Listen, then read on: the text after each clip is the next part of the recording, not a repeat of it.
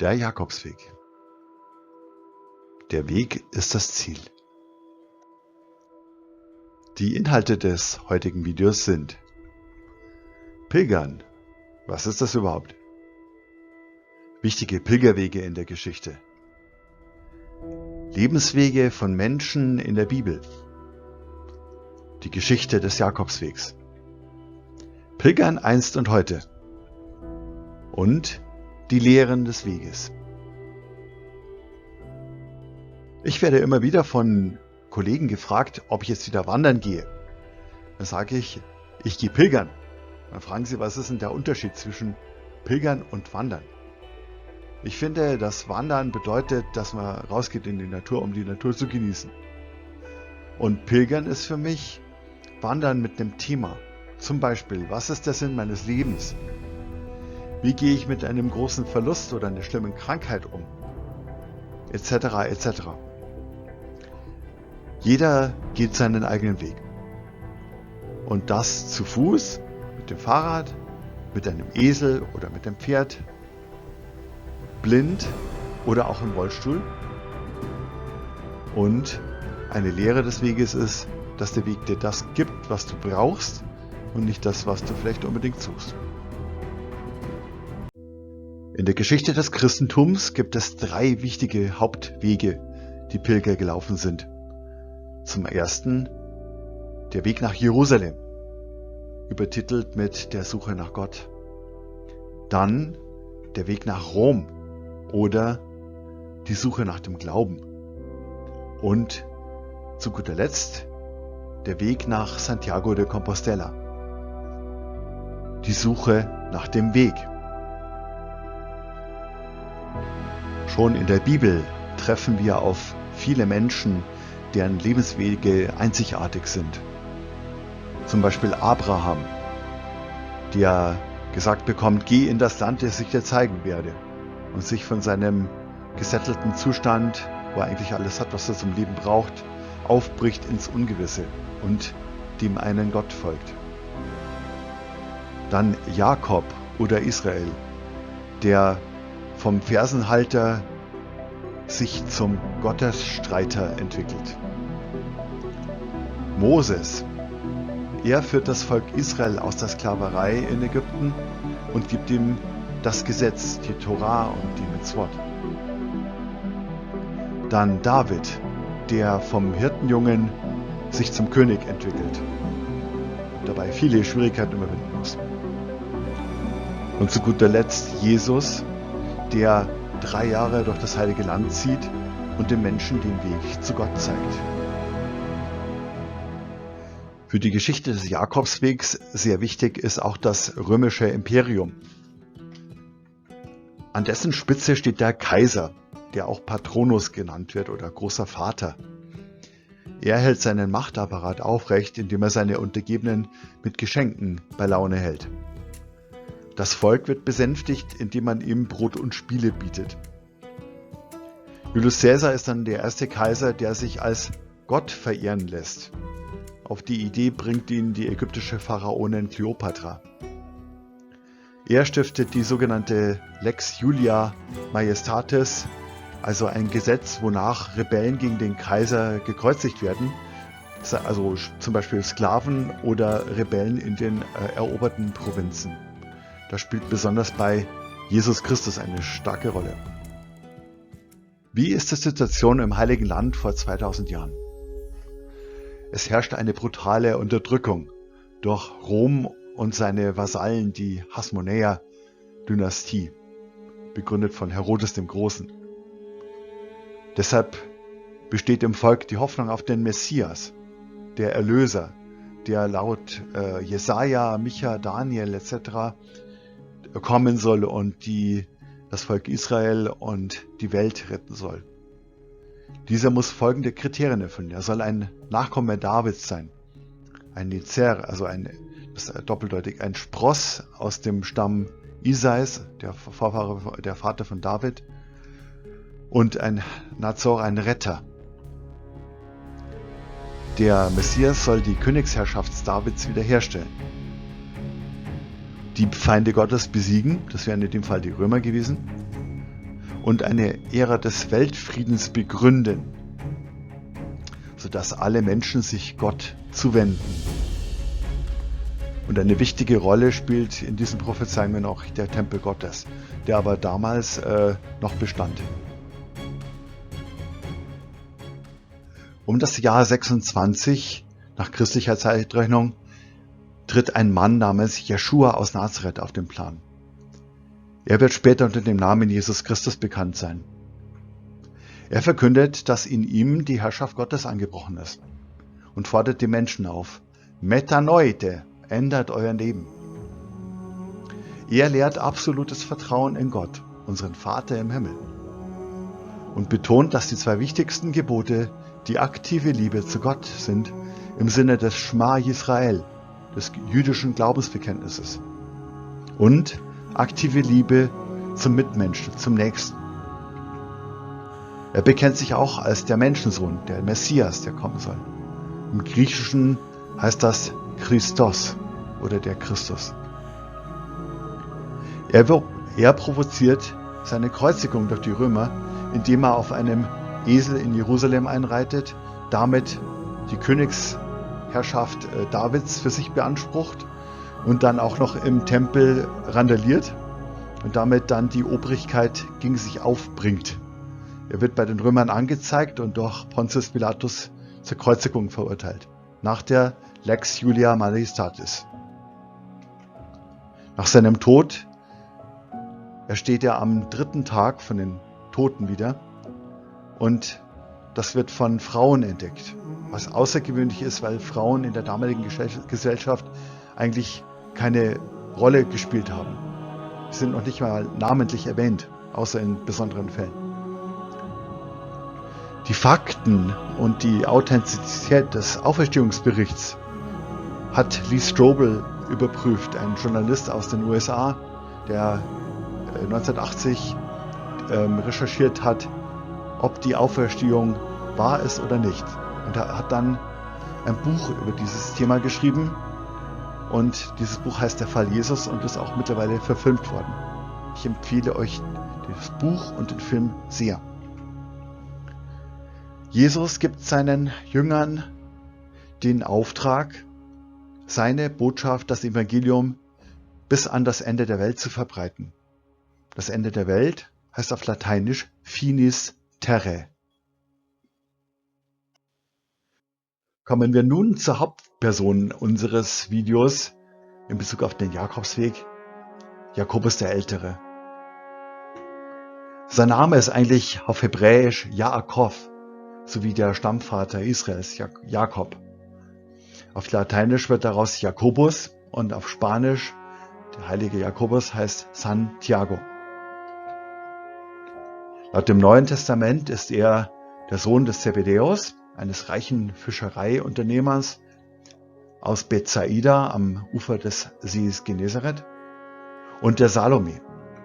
Und diese Salome ist wohl, wenn man den Kreuzigungsberichten folgt und die 4 Evangelien vergleicht, ist sie wohl die Schwester von Maria. Das heißt, Jakobus und sein Bruder Johannes sind wohl Cousins ersten Grades von Jesus. Was dann vielleicht auch erklärt, warum sie so gerne mit ihm oder so einfach mit ihm mitgehen. Er wird dann auch mit seinem Bruder Johannes, der dann später das Johannesevangelium schreiben wird, der 3. und der 4. Jünger von Jesus. Die beiden nennt Jesus Boanerges, also so ungefähr Söhne des Zorns, weil sie wohl recht stürmisch und aufbrausend sind. Sie beide gehören zum innersten Kern der Jünger, zusammen mit Petrus. Und sie erleben zum Beispiel dann auch die Verklärung Jesu auf dem Berg Tabor, wo Jesus Gewänder dann weiß zu glänzen beginnen und ihm Moses und Elias erscheinen. Aus der Erwartung an den Messias, die Königsherrschaft auszurichten, erklärt sich dann auch die Bitte von Jakobus, dass er Jesus bittet, an seiner Rechten sitzen zu dürfen in seinem Königreich. Er erwartet ja, dass Jesus die Königsherrschaft Davids wieder aufrichten wird. Und Jesus sagt ihm dann, du wirst den Kelch trinken, den ich trinken werde, aber wer an meiner Rechten sitzen darf, das kann ich nicht sagen, das bestimmt der Vater im Himmel. Den Kelch, den Jesus trinkt, sein Martyrium, das erleidet Jakobus als erster Märtyrer unter den Aposteln 44 nach Christus. Da wird er von Herodes Agrippa in Jerusalem enthauptet. Den Büchern von Hans-Jürgen Ahrens entnehme ich den weiteren Weg des Jakobus nach Spanien. Und zwar ist er wohl am 25. März 44 enthauptet worden. Das Datum ergibt sich aus dem Fest der ungesäuerten Brote in diesem Jahr. Und nachdem er ein Verbrecher ist gegen den Kaiser, wird sein Leichnam in die Wüste geworfen. Und eine Bestattung ist verboten. Seine Schüler, der Legende nach Theodoros und Athanasius, bergen den Körper illegalerweise und bringen den Rumpf nach Joppe, also das heutige Jaffa, eine Hafenstadt, zu christlichen Freunden. Der Kopf kommt letztendlich in die armenische Jakobuskathedrale in Jerusalem. Von Joppe aus fährt der Rumpf dann vermutlich als Schmuggelware sozusagen in einem Marmorsarkophag nach Iria Flavia, eine Stadt, die an der Stelle des heutigen Padrón in Spanien gelegen hat. Und die Legende sagt ja, dass das Schiff keine Besatzung hatte. Das deutet darauf hin, dass der Kapitän aufgrund dieser illegalen Tätigkeit einfach anonym bleiben wollte. Und es gab tatsächlich eine Handelsroute von Israel aus mit Spanien, also wo Marmor aus Israel getauscht wurde, eben gegen Metalle wie Gold oder Zinn etc.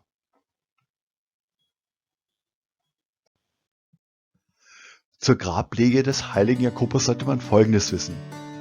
In Europa waren die Kelten weit verbreitet, vor allem auch in der Region um das heutige Santiago. Und in Spanien gab es ja große Goldvorkommen damals in der Zeit und Zinn etc. Und es war so, dass dann in diesen Regionen mit großen Erzlagerstätten auch mächtige Keltenfürstinnen regiert haben.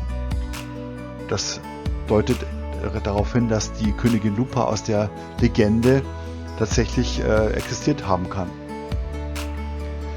Da, wo das Grab später gefunden wurde, gab es eine römische Siedlung mit einem großen Friedhof mit Grabbauten im römischen Stil. Weil es aber in Galizien vor allem Granit als Gestein gibt, war Marmor eben sehr begehrt als Baumaterial. Und man vermutet, dass diese Grablege, also das Begräbnis des heiligen Jakobus, genau 40 Tage nach seiner Enthauptung stattgefunden hat, was dann uns zum 25. Juli bringt. Und die Grablege von Heiligen wurde dann oft als ihr Jubiläum, also der 25. Juli als Jakobstag, beruht wohl dann darauf. In späteren Jahrhunderten wird die Legende von Jakobus in Büchern wie dem Breviarium Apostolorum festgehalten.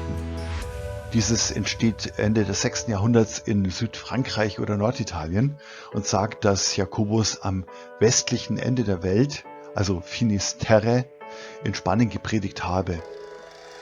Und dass sein Grab an einem Ort namens Achaia Marmarica sein solle.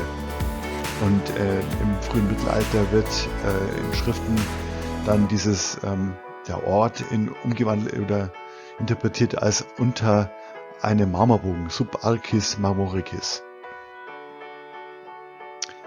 Im 12. Jahrhundert entsteht dann der Codex Calixtinus.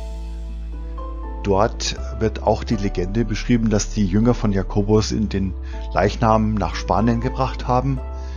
dass die Königin Lupa sie bekämpft, aber dann sich bekehrt und dann die Grabstätte stiftet. Und der Einsiedler Pelagius oder im Spanischen Pelayo das Grab um 813 entdeckt hat. Dies findet dann so statt, dass Pelagius in 3 aufeinanderfolgenden Nächten einen Sternenregen sieht. Und dieses Ereignis gipfelt dann in dem Namen anscheinend Campus Stellae, das Sternenfeld, und der Name wird dann später zu Compostela. Santiago ist ja, wie wir wissen, zusammengesetzt aus Sanctus Jacobus. Santiago ist einfach die spanische Form. Und als der Einsiedler das Grab entdeckt hat, holt er dann den Bischof von Iria Flavia zu Hilfe, der ihm dann bekundet, dass das Grab des heiligen Jakobus ist. Darauf wird der lokal zuständige König informiert und pilgert dann als erster Jakobspilger der Geschichte, zumindest der bekannten Geschichte, von Oviedo, seiner Königsstadt, nach Santiago. Und das begründet quasi den heutigen Camino Primitivo. Und dieser König stiftet dann an der Stelle des Grabes eine kleine Kapelle. Der Aufstieg des Jakobswegs. Im Mittelalter pilgern tausende Menschen aus ganz Europa nach Santiago. Durch die Einnahmen, die erzielt werden, kann aus der Kapelle in den Jahrhunderten eine große Kathedrale gebaut werden. Teilweise werden die Pilger aufgefordert, noch Steine zum Bau mitzunehmen. Und dann gibt es Legenden um Karl den Großen, der so im 9. Jahrhundert lebt. Und zum Beispiel sein Gefolgsmann Roland, der in den Pyrenäen überfallen wird. Jeder Jakobspilger, der von Saint-Jean-Pied-de-Port losläuft, kommt wahrscheinlich an der Rolandsquelle vorbei. Das ist der Ort, wo Roland überfallen und getötet wurde. Dann pilgern auch viele Pilger dann aus dem Frankenreich. Und nachdem dann Nordspanien soweit befreit ist, dass dieser Weg frei ist, entsteht der heute bekannte Camino Frances, nach den Franken benannt. Nachdem Jakobus der Legende nach 844 in der Schlacht von Clavijo auf einem weißen Schimmel erscheint und gegen die Mauren kämpft und die Christen zum Sieg führt, wird er Matamoros oder der Maurentöter genannt. Und damit beginnt dann die Reconquista, die Zurückeroberung von Spanien durch die Christen. Und nachdem Spanien dann zurückerobert ist, kommen die Spanier auch nach Amerika und auch dort wird er in Schlachten gegen die Ureinwohner dann im Kampf angerufen, wenn die Spanier Hilfe brauchen. Der Jakobsweg begründet auch einen kulturellen Austausch zwischen den Maurern, Islam und dem Christentum. Auch die jüdische Kultur blüht in dieser Zeit, solange die Mauren noch in Spanien sind. Und auch das griechische Wissen aus der Antike, dass die Christen eigentlich unterdrückt hatten oder Bücher verbrannt worden waren etc., das wird wieder entdeckt und kommt wieder in die Kultur zurück und ist dann die Basis für die europäische Zivilisation von heute. Wie kann man sich das Pilgern im Mittelalter vorstellen? Zunächst einmal, was hatten die Leute dabei? Also einen Mantel, ein Hemd, eine Hose, einen Gürtel, in dem das Geld aufbewahrt wurde, einen Pilgerhut, so ein Schlapphut, Sonnenschutz etc., dann ein Stab zur Abwehr von Räubern etc., dann eine Kalebasse, so ein hohler Kürbis als Wasserflasche, eine Tasche, eventuell Schuhe. Dann war es so, dass in Herbergen oder Klöstern Männer und Frauen teilweise in einem Saal auf dem Boden geschlafen haben. Haben also ihren Mantel dann als Decke benutzt quasi. Und es gibt einige Geschichten von bösen und raffgierigen Wirten, die die Pilger dann schlecht behandelt haben. Gefahr bestand durch Wölfe, Bären oder Räuber. Und aus diesem Grund haben sich dann Pilger den Handelstrecks auf den Handelsstraßen angeschlossen, die halt auch von Söldnern bewacht wurden. Dann die Hygiene war also nicht so toll. Der Botafumeiro, dieses große Weihrauchfass in der Kathedrale in Santiago, wurde dazu installiert, um den Gestank der Pilger zu überdecken. Und man hat als Pilger damals meist keine Fremdsprachen gesprochen, sondern ist dann eher in gleichsprachigen Gruppen gereist. Welche berühmten Pilger kennen wir aus dem Mittelalter? Da wäre zum ersten der heilige Eva Marus, der schon im 7. Jahrhundert unterwegs war. Eigentlich so ungefähr 200 Jahre schon vor der offiziellen Entdeckung des Jakobsgrabes. Er stammte aus Friesland, also vermutlich heute in den Niederlanden oder in Norddeutschland, und wurde bei seiner Rückkehr von der Pilgerschaft 690 bei Rutten in Belgien getötet von Räubern. Dann Franz von Assisi, der im 13. Jahrhundert gepilgert ist. Er war 1213 in Santiago und das Ganze wird in dem Buch Fioretti, die Blumen des heiligen Franziskus, im Kapitel 4 beschrieben. Dazu habe ich schon ein Video gemacht, das ich auch jetzt hier einblenden werde auf der rechten Seite. Und dann die nächste berühmte Pilgerin ist die Birgitta von Schweden, die im 14. Jahrhundert gepilgert ist. Sie war eine Adlige und ist zuerst den Olafsweg so in Schweden-Norwegen gelaufen, zusammen mit ihrem Ehemann, und ist dann auch in Spanien gepilgert mit dem Ehemann, und der ist dort gestorben. Und sie ist dann alleine weitergereist und wurde dann später Nonne und ist dann auch noch nach Jerusalem gepilgert. Dann Ignatius von Loyola, der stammte aus dem Baskenland. Der ist im 15. Jahrhundert unterwegs gewesen als Pilger. Er war Soldat eigentlich und hat Pamplona gegen die Franzosen verteidigt und wurde bei der Verteidigung von einer Kanonenkugel getroffen, und seine Beine wurden dabei mehrfach gebrochen, und er war dann nicht mehr in der Lage, Soldat zu sein. Ist dann bei seiner Genesung umgeschwenkt auf den Glauben und ist dann nach Jerusalem gepilgert. Er hat dann später den Jesuitenorden begründet. Welche Spuren findet man in Bayern zur Geschichte des Jakobswegs?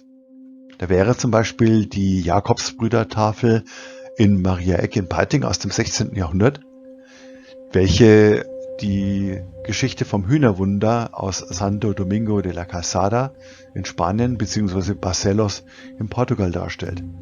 Dazu habe ich schon mal ein Video gemacht, das ich euch dann rechts einblende. Dann gibt es etliche Kirchen, die dem heiligen Jakobus oder Rochus gewidmet sind. Rochuskirchen beziehen sich auf den heiligen Rochus, der von Südfrankreich aus nach Rom gepilgert ist in Pestzeiten und dann in Rom während einer Pestepidemie Kranke gepflegt hat, selber an der Pest erkrankt ist, wieder genesen ist und dann in der Folge dann eben auch als Patron für die Pestkranken verehrt wurde.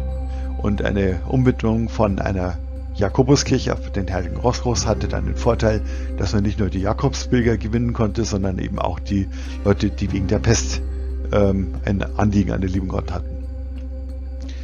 Und überall da, wo diese Kirchen sich befinden, vermutet man, dass da früher die Routen des Jakobswegs vorbeiliefen. Die Reformation durch Martin Luther und die daraus entstehenden Konflikte in Europa wie der Dreißigjährige Krieg führen dazu, dass die Zahlen der Pilger nach Santiago zurückgehen und bis zum 20. Jahrhundert kaum noch Pilger den Weg finden nach Santiago. Ende der 70er Jahre beschließt darauf ein Priester namens Elias Valina aus Galicien, den alten Camino Frances mit gelben Pfeilen zu markieren, um wieder Pilger ins Land zu locken. 1982 kommt dann der polnische Papst Johannes Paul II. Nach Santiago und fordert, dass man den Jakobsweg als spirituelle Grundlage für Europa wieder ins Leben ruft.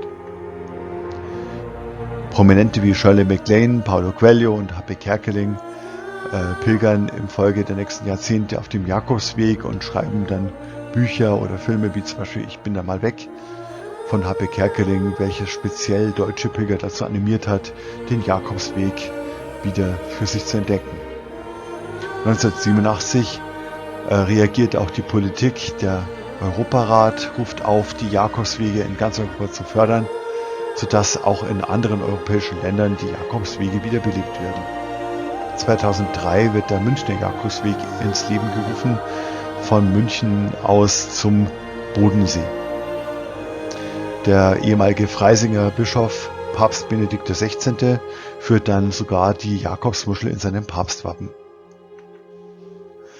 Und 2023 ist es dann schon soweit, dass 434.000 Pilgerinnen und Pilger den Weg in Spanien laufen oder die Wege in Spanien laufen und 53% sind Frauen. Und mittlerweile ist es auch so, dass die Anhänger von Martin Luther auch auf dem Jakobsweg unterwegs sind. Worum ging es den Menschen im Mittelalter auf dem Jakobsweg? Den gläubigen Christen ging es vor allem um die Vergebung der Sünden. Und der Beweis für diese Vergebung war die Pilgermuschel, die Jakobsmuschel, die man als handfesten Beweis mit nach Hause gebracht hat. Man hat sogar Pilgermuscheln in Gräbern von Menschen gefunden, die nach Santiago gepilgert waren. Später wurde diese Compostela, wie sie genannt wurde, dann später auch als Papierdokument ausgestellt. Das Mittelalter war aber ansonsten auch etwas flexibler. Man musste nicht selber pilgern, sondern konnte jemanden als Stellvertreter schicken. Zum Beispiel Adlige, die nicht von ihrem Land weg konnten und sich auf die lange Reise und beschwerliche und gefährliche Reise nach Santiago begeben konnten. Die konnten dann auch einen Knecht oder einen Stellvertreter schicken, der dann für sie stellvertretend den Nachlass bewirkte. Man hat auch den Jakobsweg als Buße für Verbrecher genommen und dann Straftäter auf den Jakobsweg geschickt. Und das führte dann dazu, dass sich teilweise dann Banden von solchen Verbrechern als Pilgerbanden gebildet haben und dann den Pilgern teilweise einen schlechten Ruf eingebracht haben. Was sind so einige Motivationen für Pilger heute, den Jakobsweg zu laufen? Das wäre zum einen die Pilgergemeinschaft, dass sich Menschen aus der ganzen Welt begegnen, mit Offenheit aufeinander zugehen und dass jeder jedem hilft. Zum anderen gibt es natürlich auch spirituelle Gründe heutzutage. Dann gibt es kulturelle Gründe, die überragende iberische Gastfreundschaft zum Beispiel. Dann gibt es auch Natur, wunderbare Natur auf dem Jakobsweg, wie zum Beispiel in den Pyrenäen, in der Hochebene Meseta in Nordspanien oder eben auch in Galicien. Dann diese meditative Routine des Walk, Eat, Sleep, Repeat. Oder halt einfach auch als Auszeit für Paare, also nach dem Motto, verpilger dich mal. Was gibt es noch so an kleinen nützlichen Informationen zum Jakobsweg heute, also das Drumherum? Zum einen gibt es den sogenannten Pilgerausweis. Ich habe hier unten mal einen aufgeführt mit den verschiedenen Stempeln und so weiter, den man braucht, um in Herbergen für Pilger übernachten zu dürfen. Dann gibt es die Compostela, das ist dann diese Urkunde, die seht ihr hier links. Da ist dann oben ein Bild von dem heiligen Jakobus und das ist auch ein offizieller Sündenerlass für die Pilger, die dann religiöse Gründe als Grund für ihre Pilgerschaft angeben. Diese Urkunde bekommt man, wenn man 100 Kilometer zu Fuß gepilgert ist oder 200 Kilometer mit dem Rad oder Pferd zurückgelegt hat. Dann hat jeder Pilger eigentlich auch einen Stein dabei für das Cruz de Ferro, so kurz vor dem Übergang nach Galicien. Da gibt es dann ein Kreuz, wo man seine Sorgen oder Nöte in Form eines Steins ablegen kann. Und der Teil eines Pilgermenüs in Spanien ist eine Flasche Rotwein. Das ist besonders in der Region Rioja sehr attraktiv. Was kann ich über meinen eigenen Jakobsweg erzählen? Bei mir ging es los mit dem Film Ich bin da mal weg, 2016. Dann ist eine Kollegin selbst den Camino Frances gelaufen und hat mich begeistert. Dann bin ich in Kontakt gekommen mit dem Münchner Pilgerstammtisch und habe mir dort einige Informationen und Anregungen geholt und nette Freundschaften geschlossen. 2019 bin ich dann das erste Mal unterwegs gewesen in Franken, 6 Tage auf dem fränkischen Jakobsweg und bin seit 2020 auf dem Münchner Jakobsweg unterwegs. Und habe das so gestaltet, dass ich halt immer tagesweise oder mehrtagesweise unterwegs war. Tja, das nächste Ziel wäre dann auf dem Jakobsweg die Schweiz oder vielleicht dann auch mal den Jakobsweg in Portugal oder dann irgendwann mal den großen Jakobsweg von Saint-Jean-Pied-de-Port nach Santiago, den Camino Frances in Spanien. Ich betreue mittlerweile eine Facebook-Gruppe, den vom Münchner Jakobsweg, habe einen YouTube-Kanal, wie ihr seht, und bin auch auf Instagram zu finden. Was habe ich an besonderen Erfahrungen auf dem Weg gemacht? Das war so kleine Wunder unter anderem. Das eine ist, dass tatsächlich Bestellungen beim Universum erhört werden. Wenn es auch unangenehme Überraschungen gibt. Aber man hat so eine Wirkung der Selbstreinigung, indem man absolut losgelöst ist von dem normalen Alltagsleben. Und ich hatte eine Begebenheit, wo ich ein Geschenk bekommen habe, im Zusammenhang mit dem Zorn-Thema, das mich damals auch beschäftigt hat. Und da hat mir eine Nonne in der Kirche einfach ein selbstgesticktes Kreuz geschenkt. Also eine Frau, die mich noch nie gesehen und gekannt hat. Und gemeint, wenn ich mal zornig bin, kann ich dann meinen Zorn beim lieben Gott quasi abladen. Und das hat mich absolut umgehauen damals. Was sind so die Lehren des Camino aus meiner Sicht? Das Wichtigste für mich ist das Vertrauen in Gott, das ich gefunden habe. Nach dem Motto, sieht die Vögel unter dem Himmel, sie säen nicht, sie ernten nicht, aber euer Vater im Himmel ernähret sie doch. Dann sehr relevant für Pilger ist der Psalm 23. Der Herr ist mein Hirte, egal wo ich hingehe, er steht immer bei mir und ich brauche mich vor nichts zu fürchten.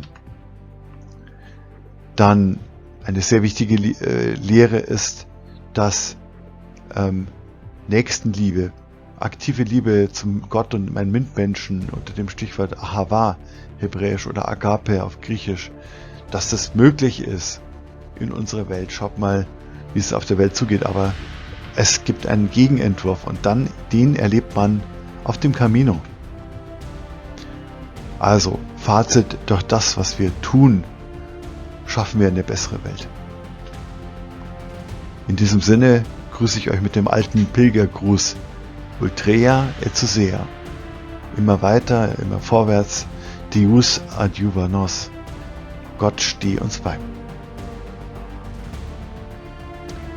Zum Abschied möchte ich euch noch einladen, mich mal auf YouTube zu besuchen. In meinem Kanal Jimmy's Channel zeige ich euch die Videos von meinen Jakobswegen in Europa oder gebe euch auch Tipps und Tricks für eure Wege und teile auch Geheimnisse des Jakobswegs mit euch. Auch auf Facebook bin ich präsent in der Facebook-Gruppe Münchner Jakobsweg zum Beispiel. Und ich freue mich immer, wenn ich mit euch direkt in Kontakt kommen kann. In diesem Sinne einen guten Weg für eure Jakobswege und Buen Camino.